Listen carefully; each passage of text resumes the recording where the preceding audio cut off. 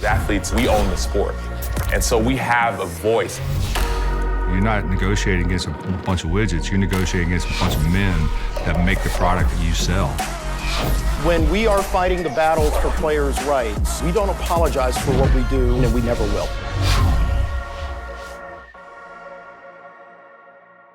Ladies and gentlemen, thanks for joining us. Welcome to the NFLPA Annual Super Bowl Press Conference. My name is George Atala. It's a pleasure to be with everybody, both in person and virtually. We have a number of our executive committee members who have joined us via Zoom. So if you're here, we will spotlight them, and I'm going to have to do a little juggling on the moderation. Thanks to everybody who made the trip out today. I think we're going to turn it over to our first speaker, NFLPA President J.C. Tretter, who's going to make a few remarks, and then over to Dee, answer your questions, present our Alan Page Community MVP Award, and hopefully make it to Sunday. JC? Thanks, George. Appreciate everybody being here today. I just want to start with thank yous, and with a year like this, it's a little bit of a long list. But personally, for me, I want to thank my family, my mom, my dad, my sister, and my wife, Anna, who from the get-go, a little under a year ago, was extremely supportive of me running for this position and these responsibilities. And through a long and grinding year was just an amazing sounding board and a terrific partner. And then I want to thank the executive committee for their leadership, their participation, and their perspective. And for the new members, I'm not sure anybody was exactly ready for what COVID was going to throw at us this year. And that probably goes for the members that returned to the executive committee. But we were thrown into the fire. And I am extremely proud of the work we did to serve our members.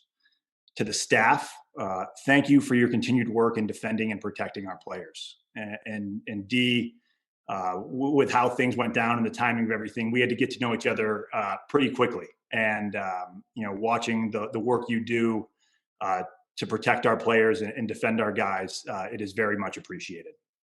And then with a year like this, I want to thank everybody who stepped foot in an NFL facility this year. We knew this was not going to be easy.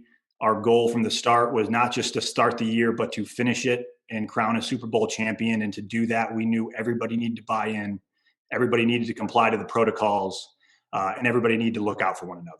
And a group that doesn't get spoken about enough is our players and our staff's families, who as well had to buy into those protocols and live their lives differently away from the facility in order to protect their significant others, their parents, so they could then go to the facility and keep their colleagues and teammates safe. That leads us to what feels like an eternity ago, and that's the fact that we passed a new CBA this past year. And in that deal, we gained a lot of things, some highlights. We gained a greater share of a growing pie. We reached back to former players, as we have done in previous CBAs.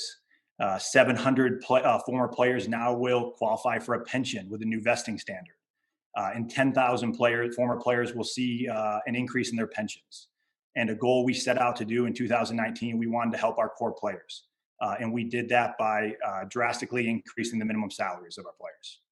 One thing probably nobody knew at the time when that CBA passed, but we learned quickly after, was it gave us a platform to negotiate the COVID amendments that were necessary, both financially and the health and safety, in order to get this year off the ground. And to do that, we needed help from our player leadership. And they were involved in the discussions, the negotiations, and then the decision-making on how exactly we were going to have a NFL season, a contact sport in the midst of a global pandemic.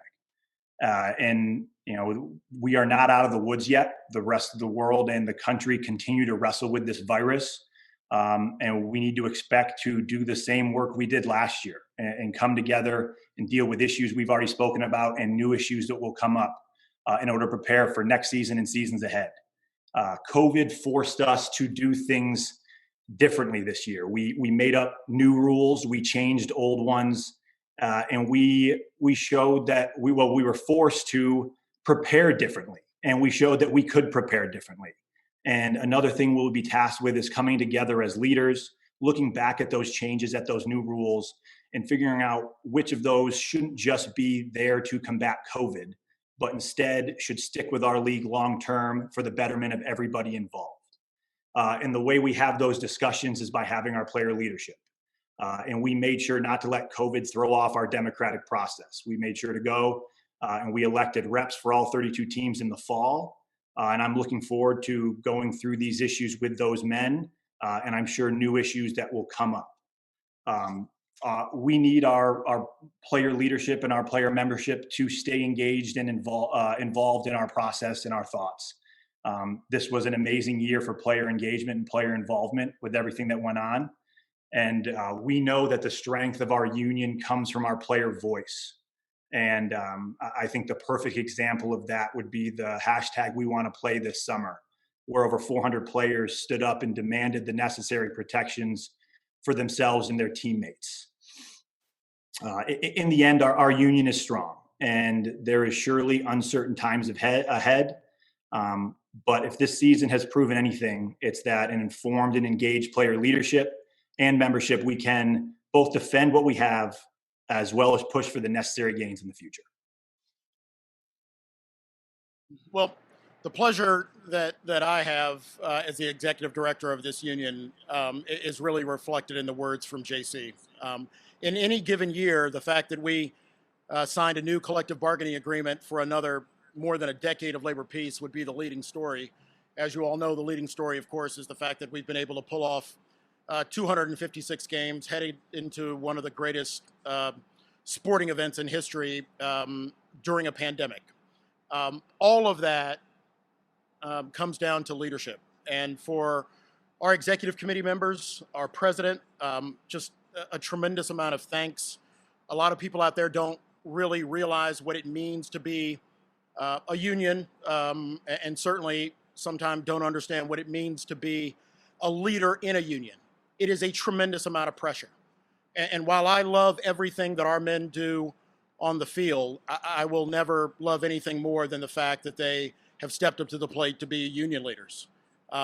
With that, a shout out to a group of people in Bessemer, Alabama right now who are struggling with the decision over whether they should form a union. In Bessemer at the Amazon plant, we stand shoulder to shoulder with every union because we understand exactly how hard this fight is. And I'm proud of the fact that our union leadership doubled down after we got a CBA done, and then went through 2 more CBA negotiations in order to make sure that we could not only complete this season, but complete this season in a way that was fair for those who wanted to play, fair for those who did not want to play, and fair for the people who were going to play this game and engage in this risk. To the EC, love you guys to death. We have had just one incredible ride. Hopefully no one else will ever have a tough of a duty as you have had over the last year. It has not been easy. JC mentioned a lot of people, but he's been the first COVID president. He was probably the first NFLPA president to break down film because they didn't have a coach during a game. But he also became a father for the first time during COVID. So JC, thanks for checking all those boxes off on the front end. We appreciate it. But seriously, for all of the members of the EC and for the board, thank you very much. It's been an incredible year. To our NFLPA staff, I mentioned a few of them during our joint conversation with Roger earlier. Our medical team, the NFLPA staff, done an incredible job leading us through this. Proud of them. And then to a special group of people, and I'm going to take a little bit of pain and mention everybody's name. 3 days after we finalized the CBA, I was blessed enough to put together our first COVID task force. And we decided we were going to rely on some of the best and brightest minds in the country to answer 2 questions. Should we be playing NFL football in a pandemic? And if we should, and if we can play that game, how do we do it in the safest possible way? So to a group of people who really took on an unprecedented task, Colonel Jeffrey Ling, David Talon, Herman Taylor, Aaron Bagish, Ross Savante, Mark Verstegen, Dan Helfling, Peter Holland, Michael Aronoff, Ross McKinney, Laurent Tardif, former chief, and Amber Cargill. Thank you for everything you've done for us It was led by an incredible group of people, Tom Mayer and Sean Santavari on our side. We simply couldn't have done it without you. You guys know that over the years, we've sometimes found ourselves in a couple of dust-ups battles with the National Football League. I'm proud to say that we were able to do a lot this year together that we certainly couldn't do separately. So to Roger, to Alan Sills, Larry Farazani, the team over at the NFL, thank you very much for a great partnership, and proud of everything we've been able to do together. Last, before we head into just a few questions, just a couple of things about where we are in the country. We all love this game. And we love the fact that our players can work as one critical part of the partnership to produce something on Sundays, I guess this year, sometimes Mondays, sometimes Wednesdays, that we can put on such a great story and narrative that feature the players of the National Football League. But I'm really proud, and probably in the 12 years that I've been in this job, I don't think I've been more proud of the way in which our union came together with the league to follow the science, to engage in smart business, and to get ourselves back to work. And I think that when we can be one small example of how well the country can work, that's a great day for the country. It just also happens to be a great day for football. So with that, let's turn it over to questions, and George or someone will call on people, and I'll do my best not to answer your question, which is kind of what I excel at. Tom, you want to go first? Go ahead. Tom Pellicero with NFL Network. This season was defined not just by COVID, but also, and particularly in the offseason, various social justice-related initiatives taken not just at the NFL level, but obviously the Players Coalition, grassroots movements, even within teams. I'm curious, and this is for you, D, as well as JC. I see Michael Thomas, Calais are in the chat, all these guys. Where do you envision that going from here? Yeah, let me tee that up for the EC. The only thing I would say is I'm proud of the fact that our players have been on the right side of history. Dave Megacy, union leader, was probably the first player to protest during the national anthem when he was protesting against the Vietnam War. And our players came out of the tunnel in St. Louis after the shooting in Ferguson. Colin, number of players took their voices to the sidelines. And I'm proud of the fact that not that we were validated, I'm proud of the fact that our players had the courage to do the right thing at a time when they didn't know how they were going to be treated and frankly, didn't care. They shouldn't. So with that, I'll leave it to the executive committee to talk about the authenticity of our player voices, but I'm proud of our men. Sam, if you can hear me, why don't you go first? Yeah, well, to that question, what has the NFL or even NFLPA or the player specifically been able to do?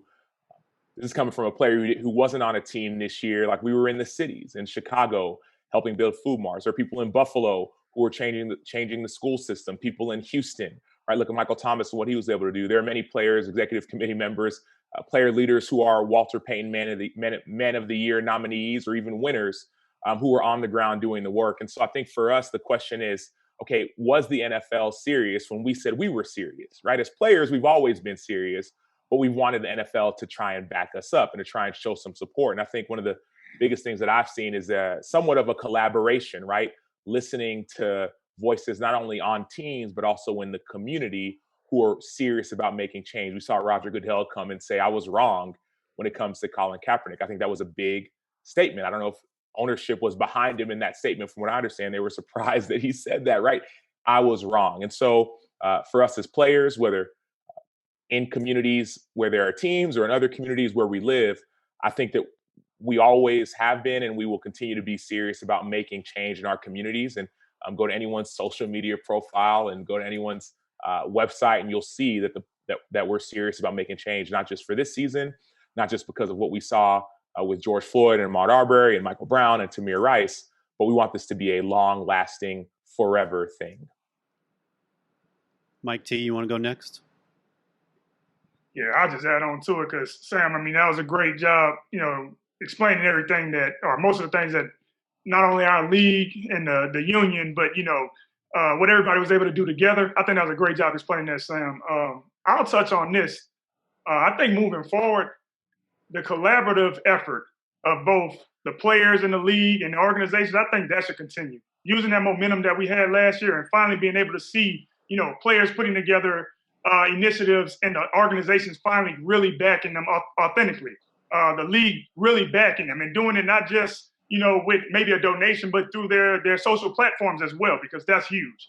I think Calais Campbell, when they were with the Ravens, they put out a letter to the Senate. And I think that was awesome. And the Texans, we saw that and we got behind it. We did the same exact thing. So finding ways to collaboratively, push the momentum forward, push all our efforts forward to try to create real change. I think that's what we should see in the future.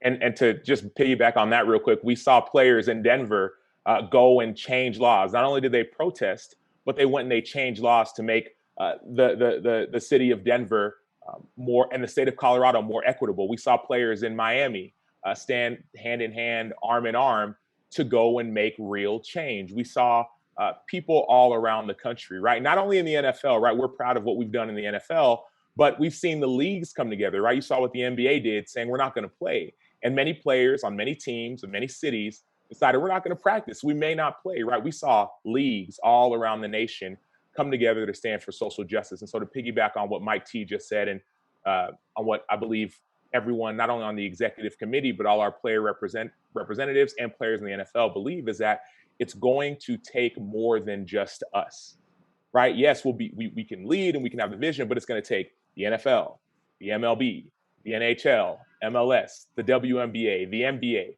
not only the players, but also the leagues, right? Not only the leagues, but the fans to come together, have one voice and stand for real change, not just to talk about it, but to be about it. One or two more comments from the EC, then we can move to Albert Breer, who's got our next question. Anybody else want to jump in? Hey, George, the last thing I'd probably add is, Sam mentioned other unions, other leagues. I can't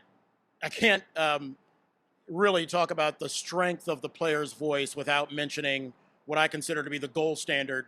A group of WNBA players took on a challenge, not only about social justice, but took on a challenge against a sitting owner, and led a tidal wave that resulted in the election of two new senators in Atlanta. I'm sorry, in Georgia. Hey, there is an inextricable and unbreakable thread that runs through all of this. And it's a group of people who simply refuse to be put in a corner and defined by what they do on the field, on the pitch, or on the court. And as Sam and Michael and others have mentioned, I'm proud when our men, our sister unions, decide that they are going to be effective agents for change. Benjamin, go ahead. Yeah, I'll just say, the time is always right to do what is right. And it's been alluded to with Commissioner Goodell and his statement, but also what has seemed to be, for many people, a delayed response by the NFL at large. It quite frankly doesn't matter when that happens. We are glad to see it happen. And change can always come no matter what the timing is. There's always a right time, and the time is always right to correct those things. What I've been proud of, I think, is what's happened behind closed doors within NFL locker rooms. Now, I as well wasn't in the locker room last year, but I can remember specifically having knockout, drag out arguments, fights about what's going on, people coming from different backgrounds, trying to understand each other. I really believe that what we've seen and the way the public perception has changed has greatly been influenced by players. Players have, from all backgrounds, have said, you know what, I may not understand what's going on right now. I don't understand your feeling when you see what happened to George Floyd, but you know what, because I care about you, because I love you, I'm going to listen to it, and we're going to have a conversation about it, and we're going to hone in on how to make things better. And so when I see kind of the shift that's happening in the narrative outside of the locker room, in the fan bases, in the public at large. I look at players and applaud players for standing in the gap when it wasn't popular to do so. They continue to fight. They continue to go and deal with the abuse, deal with the name calling, deal with all those sorts of things. They persevered. And now we're starting to see some of the fruit of that labor. And even as we look back over history, we've seen players across all sports who have stood up in times that were crucial in different types of crises, and they've always stood for what was right. And so I've been proud just to be a part of that, and excited to see what's going to happen moving forward. Because as we know, the arc is very long, and sometimes these things take a long time. But there's a great amount of I would say momentum that has grown because of what happened last year. What happened last year was awful, but in order for there to be growth, just like when you go work out, there has to be some tearing down of muscle, and I think that's what we've seen. Thanks, Benjamin. Breer? Okay. Thanks for doing this, guys. D, I think we all know that we're all at the mercy of the virus and what happens in our country to some degree. Have you guys started to map out with the league what the spring and summer might look like? And then for the players, what do you guys think it would take to make you feel comfortable for the league to start scaling back some of the protocols? Yeah, well, we haven't really had conversations with the league yet about the offseason. We've had a lot of conversations internally with our player leadership and with the teams. Look, we changed the offseason. I mean, I would like to say on a dime, except for the fact that there were, literally hand-to-hand combat of negotiations behind that. We changed preseason because we felt that it didn't make sense during the course of a pandemic. I think every one of these guys who have lived in a football world for a very long time saw their teams do a lot of things differently, but let's just put differently to the side. It was smarter.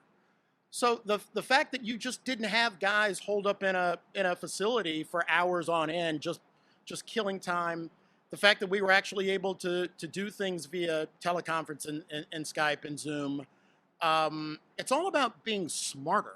And so at the end of the day, I think that what will happen is we have our annual rep meetings coming up in March.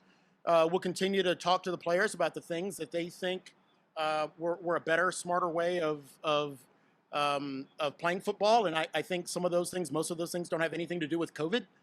But then going forward, look, the reality is just the math. There's 253 million adults in the country. The country needs to reach 75, 85% of those people to be vaccinated in order for us to reach herd immunity. If you're doling out a vaccine at 1 million doses per day, you're still at 200 and some odd days before you get to most of the adults. To think that we are going to be in a vaccine neutral state in September is probably not the case. We've got tremendous work to do in the country, and I think the goal should be to focus on where we need to be in the country. Hey, what we found out is we can fix football. And at the end of the day, let's not forget, vaccine's great. Social distancing, wearing a mask, testing and contact tracing is the most effective killer of this virus, not the vaccine. So if we can get our heads around that, like we've done in football, football will fix itself, and so will the country.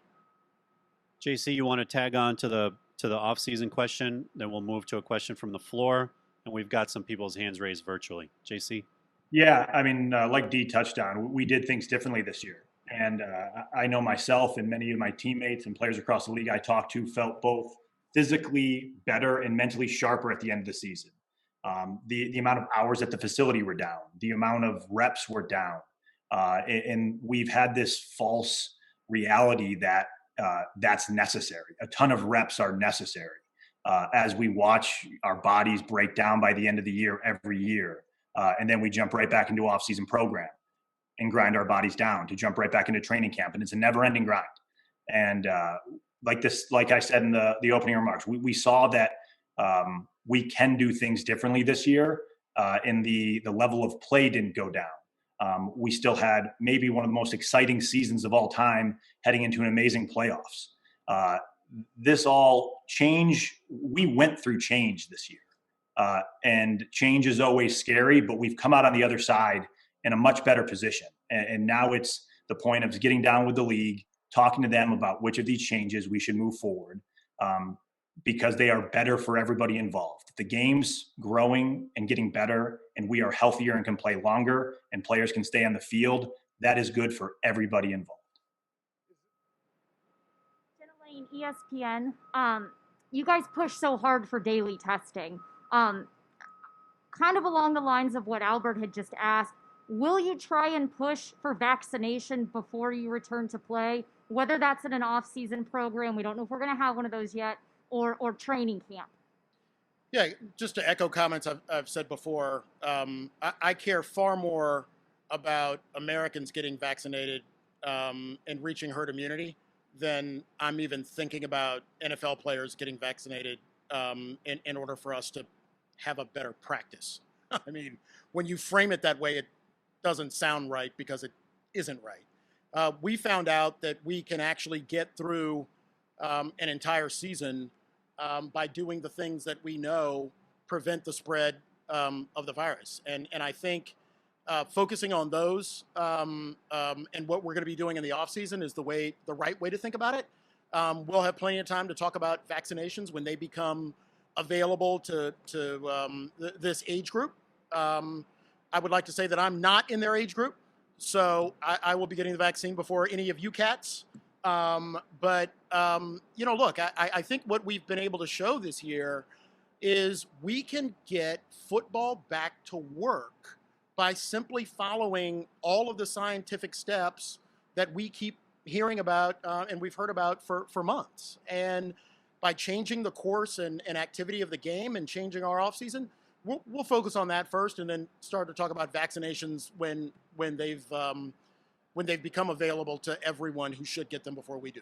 And if I might ask a follow-up, are you guys comfortable with the off-season testing protocol, as players do still need to go into facilities from time to time for treatment?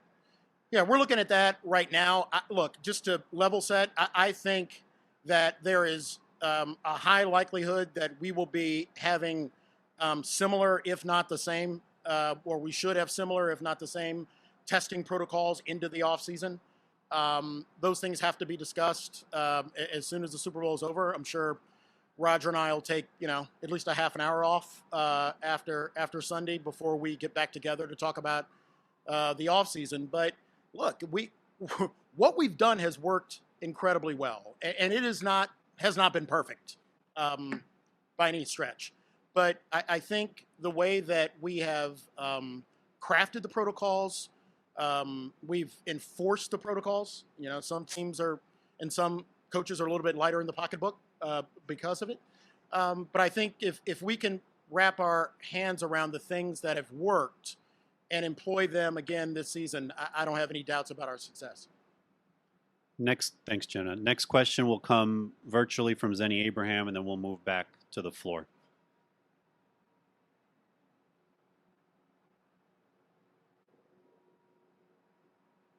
Team. Thank you very much.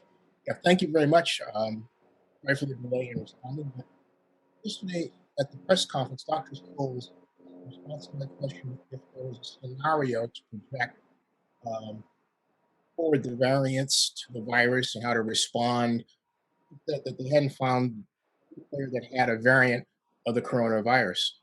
But my concern, I'm asking Mr. Smith and those present, are you projecting forward with respect to how to respond if there's a variant 4 times more powerful and how it impacts you so you're not getting into these fist fights, if you will, and you have a plan to move forward? Thank you. Yeah, great question. But let me, again, just set the table a little bit. The fist fights is what ends up creating the plan, right? I know that everybody would like to think that Roger and I and both sides, the EC and the owners, just get on a call and then everything's great. If anybody was on the calls between our two sides in March, April, May, June, July. They weren't warm and fuzzy by any stretch. We'll figure out the best protocol, and then we adapt. We came out with a set of protocols for off season and training camp that we continue to tinker with. There are a couple of things on ventilation at club facilities that we're going to continue to look at, and I think those are the one thing that I think we probably need to step up and improve during the off season, given the fact that more and more of these variants are making themselves known, and there's at least a decent amount of science right now that indicates they might spread faster. But without us having an ability to mix it up and draw a line in the sand and then negotiate to a place that keeps our players safe, if you want to see a scenario where there wasn't a union in a position to protect its workers, look at the recent ProPublica story about meat packers and what happened to workers in that industry during COVID. There were dozens of people who lost their lives because of what they were doing at work. So our job is to make sure that if we have to fight about these things, we have to fight about these things. But it's also to make sure that we are in a position to adapt and evolve to keep our players safe.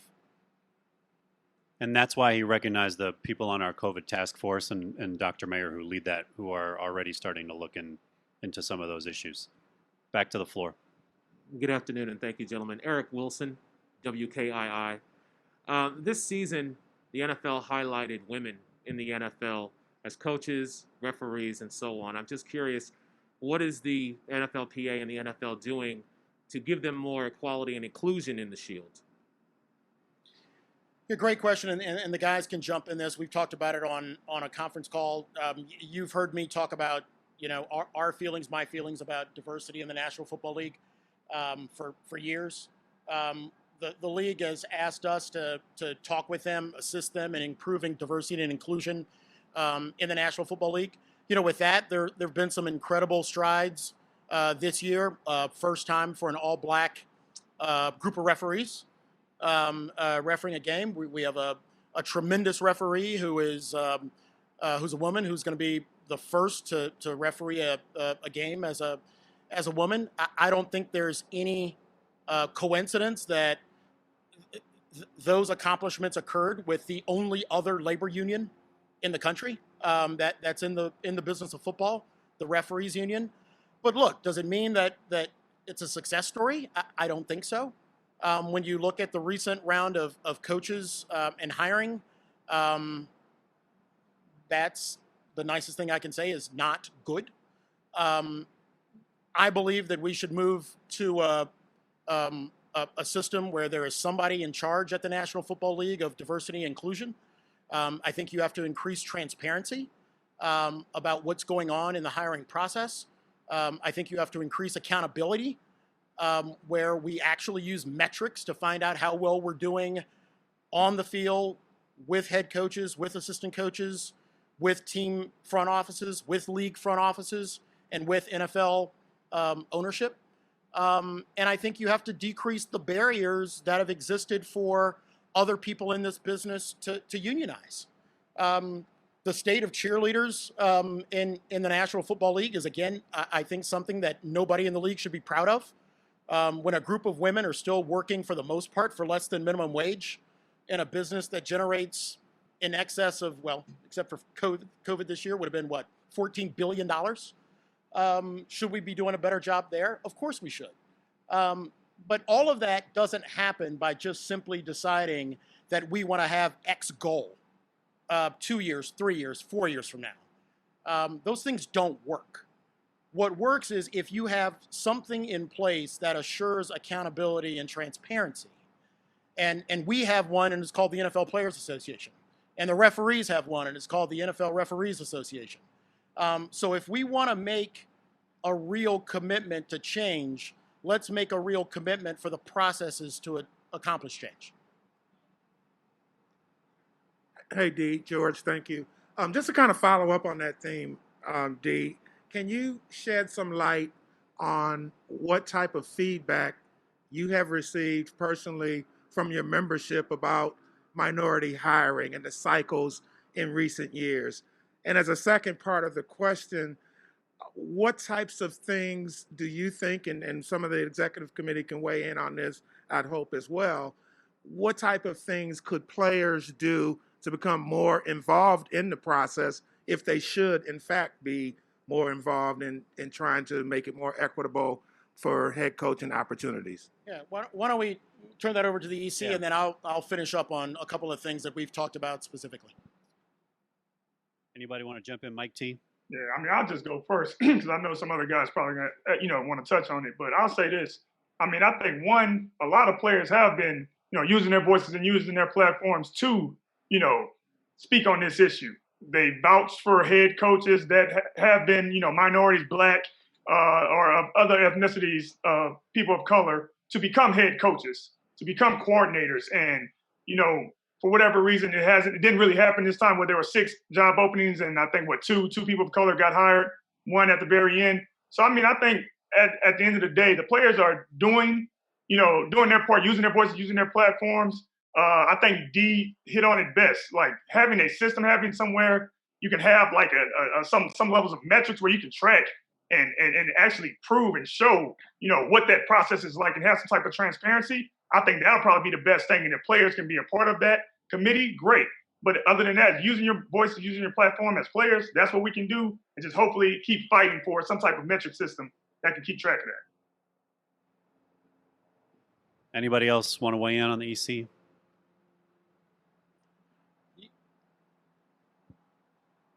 Okay. I recently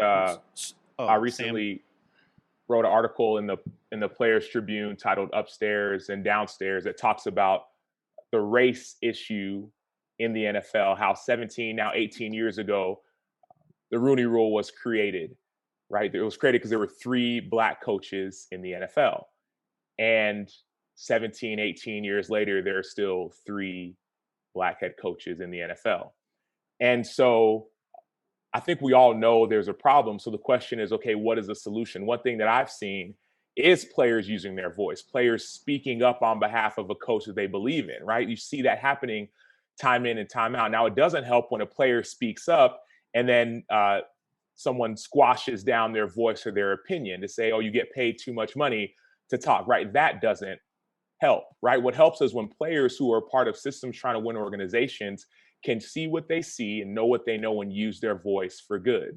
I think about some of the task forces and also some of the committees that have been put in place in ownership to try and address some of these issues, right? You have this, the owners have a committee that addresses this. Well, out of that committee, I believe there's 10 people on that committee and 8 or 9 are old white men, right? Talking about diversity. So I believe that's an issue. So I think a lot of the players believe if you want to see change, you need to see different faces and different voices that are at the table trying to make some of those changes. And so I think players are trying to do it. Players are doing it, but also there needs to be buy-in from ownership, which I think they're taking steps, but it's by no means not enough, not nearly enough, and more needs to be done. Well, we intend to present a plan to the league. And look, what we're talking about in the National Football League is something that hundreds of corporations have been doing for the last 20 years. How do you increase the pipeline of people who are eligible to be hired? We should look at that.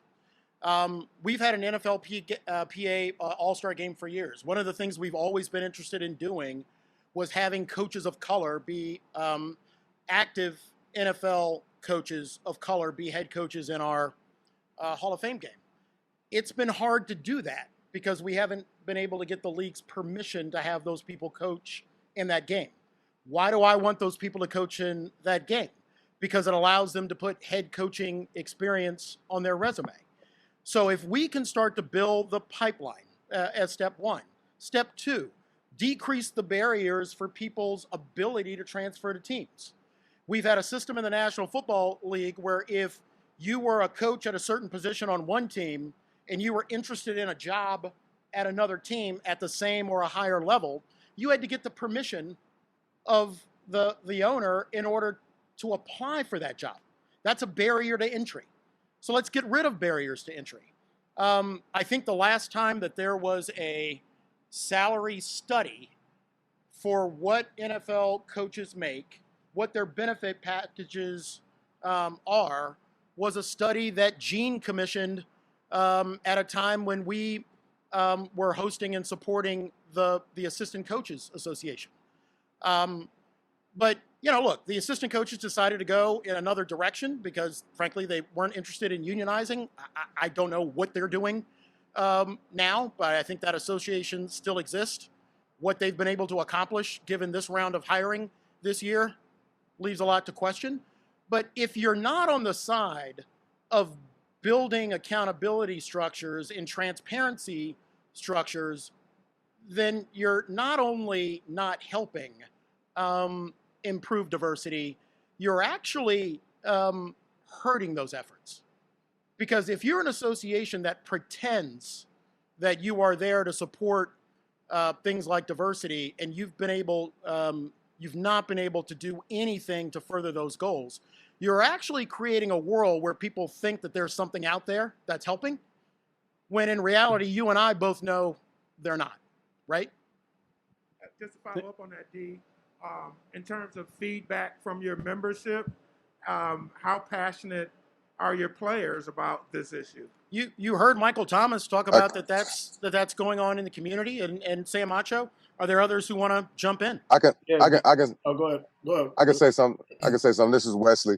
I've talked to several players throughout the season, you know, especially towards the back end, when they see these vacancies of coaches not being hired. They're not black. They're not, you know, any other race besides a white guy. And it does frustrate players, especially African American players, because we see ourselves as potential leaders within the NFL community. We want to inspire ourselves to be head coaches. We want to be GMs.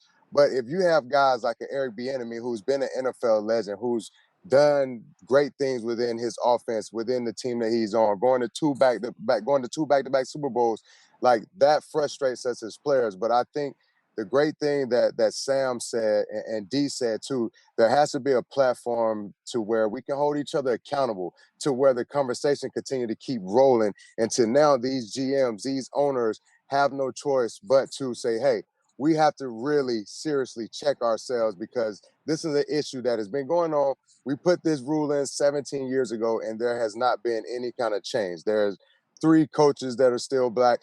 That's the progress that we want to see. But if we don't create these platforms to put everybody on the same level and let these owners know that, hey, we're players. Our players are playing in this league. We give so much to this league. They want to be coaches too one day. And I think that's a system that we have to put in place. Yeah, and I'll just add, I think that part of it is the assumption also that we're only talking about former players. There are several people outside of the former player realm who would love an opportunity and are very qualified to have leadership positions in the NFL. We're also talking about coaches, but we're talking about C-level positions. And this isn't just unique or germane to the NFL. When you look across corporate America, 3.2% of C-level positions are Black Americans, even though we make up 13, 12% of the population. And so this is not an issue that is only in the NFL, although that's what we're talking about right now. So part of it, number one, is understanding that there's a wealth of knowledge outside of the guys who are simply playing, although we would love those opportunities as well. I think the first part of this conversation, though, and the toughest part, I think, is deciding or having the conversation about, is this really an issue? Some people will say it's not. Some people will say it is. Are the outcomes truly an issue?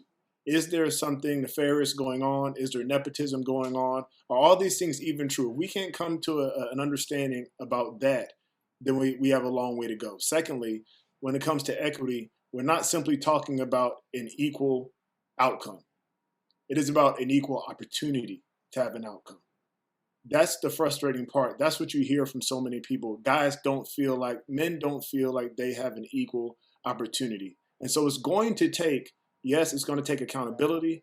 It's going to take strategy. It's going to take doing something outside of the norm. But quite frankly, it's going to take intentional action from those in power. It's going to take ownership saying, you know what, this is going to be a priority for me.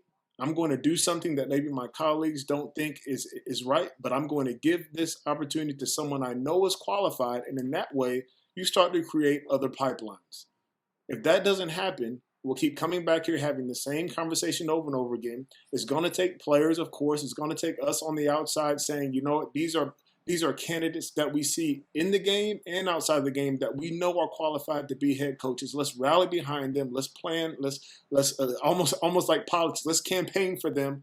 But it's also going to take, the way the structure of the NFL is, going to take ownership to say, this is something important. I'm going to actively get out of my comfort zone and do this, not with someone who's not qualified, but with someone I know who is, but may not be in my pipeline, in my circle. I'm going to give them this opportunity because I know generations after that person need this to happen in order for them to have an opportunity as well. And to the point of nepotism and cronyism, just to follow up on Ben's point, owners are the ones who decide who's hired and who's fired. And so we could come up with as many systems and consequences as we want, but an individual owner, there's 31 of them, are the ones that have to decide, as Ben said, this coach, whether he's black, yes, he may be black, but he's qualified. You know what I mean? It's not this, like, owners have to make those decisions. There's a guy, Champ Kelly. He's was a scout, then he's an assistant general manager. He built a championship roster in Denver, right? He helped that team become, and West played in Denver, right? Champ was, in a lot of ways, the reason why Denver was able to have a roster to win a Super Bowl, right? Well, he leaves. He goes to Chicago, right? He helps build a roster where in 2018, Chicago went to the playoffs for the first time in years, right? A team that was 12-4. He helped build that roster. Yet for whatever reason, and Champ is an African-American man, he's a black man. For whatever reason, Champ's not getting calls to be a general manager. For whatever reason, when Champ wants to talk about maybe a raise, or Champ wants to talk about, to Dee's point, of going to interview somewhere else, you have to ask for permission. And Champ's not the only one. We've had players. So the question about what do players think? Players have had conversations with people in management, people on the C level, people who are scouts, who are general manager candidates, people who are coaches, people who are work as DPEs, director of player engagement, saying, "Man, we don't have a voice. Like, can you please help us? Use your voice, help us." And that's why you're seeing players use their voice. But at the end of the day, we can talk all we want. There's 31 owners that have to make that decision. 30 of them are of one, race, if you will. And we have to kind of change that conversation. Thanks. Lots of passions there. Thanks, Jarrett. We're going to do one virtual question, move to Lindsay, take a couple of other virtual questions before we do our Alan Page presentation. So, Darren Smith. Thank you very much, Demorse. It's always good to see and talk to you. Jared Bill kind of stole my thunder some, but I do want to ask you, because we look at the situation that's taking place with Deshaun Watson with the Houston Texans, and we talk about former players that are speaking up and wanting some of these coaches, coordinators having the opportunity. What is your opinion, I guess, of players who, when there are openings such as that speak up look, I'm someone who grew up in, with protesting, but would you advise or would you support players who decided to protest against their own bosses or organizations to make sure that, someone such as Eric Bieniemy or a Todd Bowles or a Byron Leftwich got a chance to not only interview, but have a fair chance at being named the head coach of their particular squad? Yeah, there's never going to be a day when I don't urge our players, urge our members as men to use their voices and step up for what's right, regardless of what happens. You look at that famous picture of Muhammad Ali at the Cleveland Summit. Who was there? There were basketball players, but there were a lot of football players who risked their careers at a time to support a man who chose to exercise his religious freedom not to go fight in the Vietnam War. So under what scenario can I look at Walter Beach in the face, or remember my friend Bobby Mitchell, or look at Jim Brown in the face, and look at the risk that they took to stand up and say what's right, and not, on the other hand, turn to a group of players in 2021 and exhort them to use their voice for what's right about social justice or hiring. Again, there is a thread that runs through all of it, and our job is to simply embrace the history that we have. Lindsay. Hi, Dee, and to the executive committee as well. I believe you guys have started having discussions with the NFL about what revenues has looked like this year, what the salary cap might look like for 2021. At this point, do you believe it will be at that $175 million floor? Could it be higher than that? And there will be losses. So what is that going to mean for your players, and what concerns maybe do the players have about what 2021 will look like for the free agent market when there is a significant drop? Let me work backwards a little bit. JC mentioned the fact that we ratified a CBA in March, right before COVID hit. We had two successive CBA deals after that. What we affectionately refer to as the COVID CBA talks about handling losses in revenue in a way so that it doesn't have a dramatic impact on the salary cap. So we have a floor of 175 million. And then we have a process by which, if we think there's going to be losses in the future, we can spread those out as well and then recoup them at a later time. With respect to the salary cap, we've just started to look at the reporting packages. I think the next reporting package will come in February, what's today, 5th? Probably February 6th. So all of those people out there who just love to dive into intricacies of revenue generation in the National Football League, as thrilling as that is, the folks on the NFL side, the NFLPA side, will be looking at that. We do have a $175 million floor. Do I think we will be above the floor? I think there's a decent chance that we could be above the floor. But I'm not going to speculate anymore about the actual salary cap until after we've taken a good look at the reporting packages. And JC, you want to talk a little bit about free agency, the second part of that question? Yeah, I think that's going to be an important part for us to work with our agent community as well, and make sure we can help them in a really unique offseason. Again, this is not normal. We were put in this position through these negotiations, understanding we were going to have such a significant loss, and our salary cap is based off projections and revenue. And when you have a season which there was limited fans at best at stadiums, there's going to be a significant decline, and that's why we have those negotiations to spread those losses over multiple years in order to protect players and not let one group of players take the complete brunt of that loss. And now we will work with our agent community to help them work for our players and getting them compensated fairly. Thanks very much. We're getting close to the end. We do have one really important announcement here to close out our Super Bowl press conference. Dee, go ahead. Every year we have an opportunity to award the NFLPA's highest honor. We named that highest honor after a former player named Alan Page. Alan was a tremendous NFL player, but again, closer to my heart, he was a tremendous supporter of the union. He served on the first executive committee while he was playing.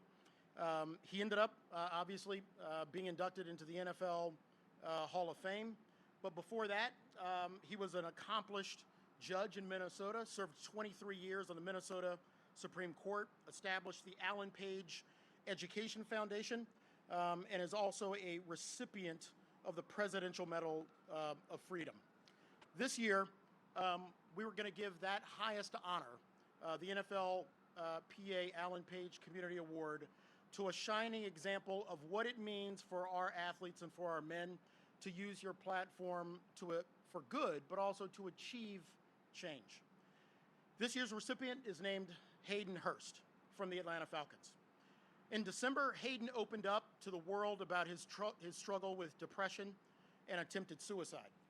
As a result, he created a safe place for millions of people who also battle mental health, inspiring everyone to continue this dialogue, but equally important, to build structures and support networks for those who suffer.